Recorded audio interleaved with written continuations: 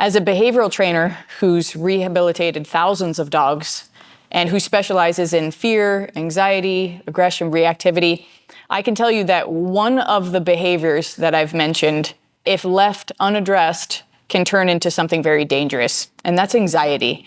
Anxiety, if left untouched or unworked through or untreated, however you want to put it, for long periods of time, very often turns into aggression unintentionally.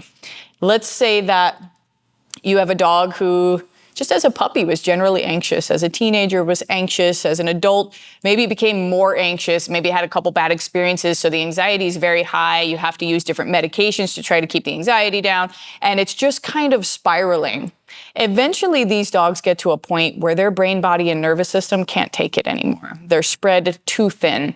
And then you start getting a dog that acts uncharacteristically and lashes out at even the smallest little things. The kids ran by too quickly and they lashed out when they've always done great with the kids. The other dog now makes them reactive, or they're exploding when you have guests come in, or they're biting you when you attempt to brush them now because they just can't take anything else. They just can't take anything else on their plate.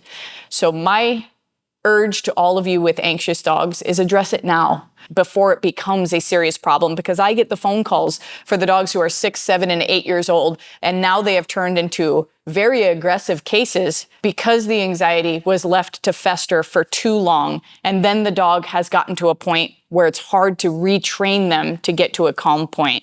Address the anxiety, help your dog work through it, address your own anxiety so that things don't spiral out of control later on down their life.